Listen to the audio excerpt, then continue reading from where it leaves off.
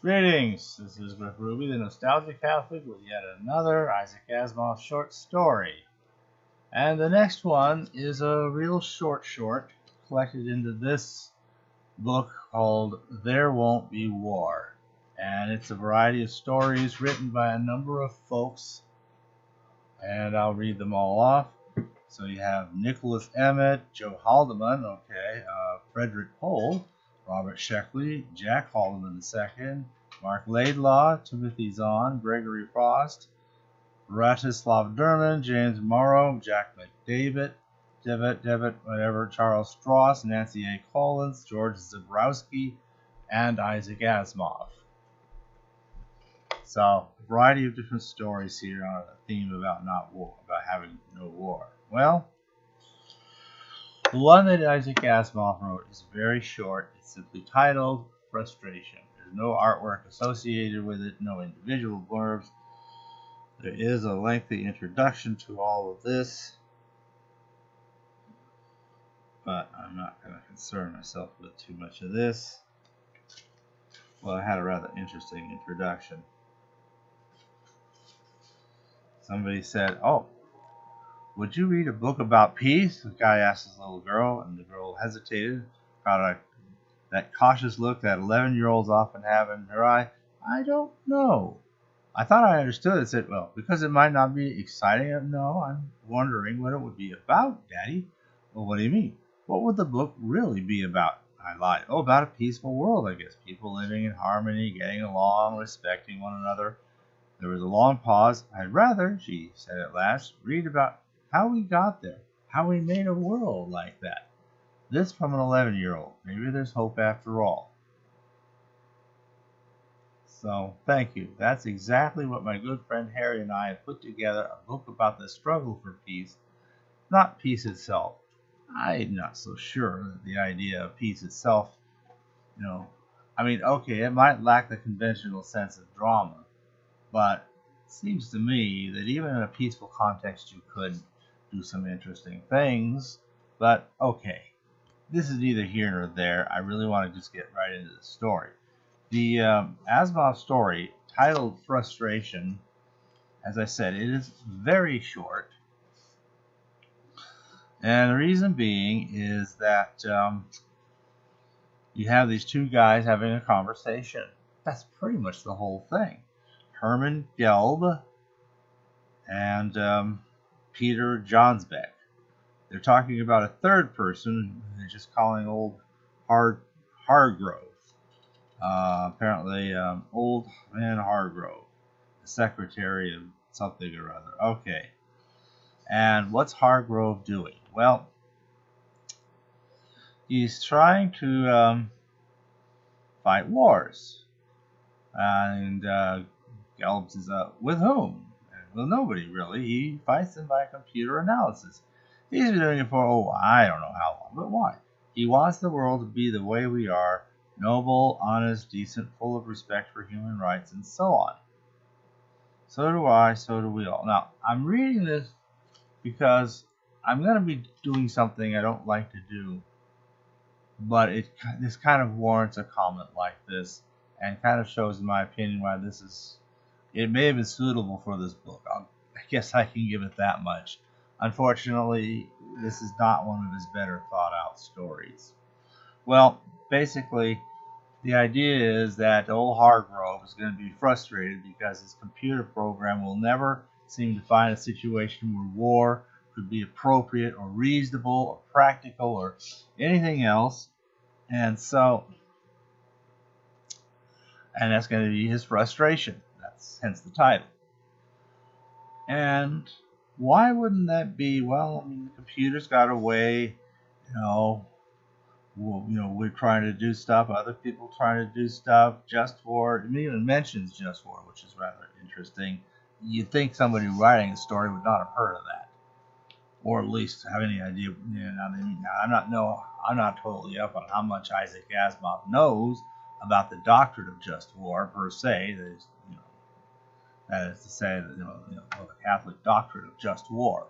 There are specific circumstances where war can be warranted, but their solution is this. They seem to think that, okay, why does the computer, let's see, I don't know of any way of programming a computer in such a way as to give what is most needed to start a war. And I'm paraphrasing a little bit here. And what doesn't any computer have? This is why it lacks a sense of self-righteousness. Well, first of all, just as an aside, self-righteousness would be trivial to program into a computer. You know, you can put anything else in a computer, you can put that as easily as you could put the 3 laws of robotics in a computer, you could put self-righteousness. All a computer has to do is be programmed to think it's right, and everybody else that disagrees is wrong. There it is. And the computer doesn't even have to be objectively right, because all of that is subject to how the computer is programmed. If it's programmed to think that something is a good thing, you know, but it isn't really, then the computer will think a lot of people who are right aren't. And this, of course, gets to the real problem. It's not that self-righteousness or righteousness, well, let's just deal with something more basic. Righteousness. I mean, what's self-righteousness? It's just the awareness that you are righteous. Now, that awareness could be factual or it could be delusional, incorrect, what have you. But if you have a sense that you're in the right, you know, then you know that you're fighting for a good cause, regardless of whether we're talking something that's an all-out war or something far simpler through persuasion, through propaganda, even through even just passive things like economic and trade sanctions and things like that. You know, that don't have to involve shooting or bombing or killing anybody, but just kind of making some people uncomfortable if they're not doing the right thing. Now, the whole weakness to that is right in the earlier part of it. It says, I wanted to make the world safe for democracy, and I wanted to make it safe from him. No, earlier. I'm sorry, I'm reading the wrong part. Oh, I'm reading the wrong story. That's why it's wrong. Okay. All right. He wants the world to be the way we are, noble, honest, decent, full of respect for human rights, and so on. Now, okay, we could fill that and so on with a good list of things, but let's just look at the list there right now. Can these things be defined in an objective manner that would be understandable to a computer, at least in a very general sense, and not necessarily drilling down to every conceivable specific, the kind of things that can come up in obscure court cases where complicated circumstances have arisen and call for some interpretation of the law, etc. But putting those obscure things aside, can these things be defined? I believe they can be. The moment you have an objective definition, and that's that too. I mean, you can program a computer any way you like. You could program it to measure everything against some arbitrary standard that anybody's any schmo invents, and that'll be the computer standard to judge anything and everything. And it probably won't be having an attitude that we often might associate with human self-righteousness. It would just be the computer carrying out its programmed instructions. But if the rights are if that rightness isn't accurate, and the thing is, it would just be you could program it right, carefully, objectively, in a manner that clearly demonstrably makes sense as compared against known established standards that people respect, and so on and so forth. You could you could develop an objective standard by which you could say this nation is right and that nation is wrong. And if that nation's wrongness includes attempting to invade this one for no legitimate reason other than we want to expand our unrighteousness, basically, then we might be obliged to fight a war. And I find it funny because in the very earlier parts of Asimov's own biography and biographical information, when World War II was starting out and Hitler was busy carving up Europe, He was very concerned about that.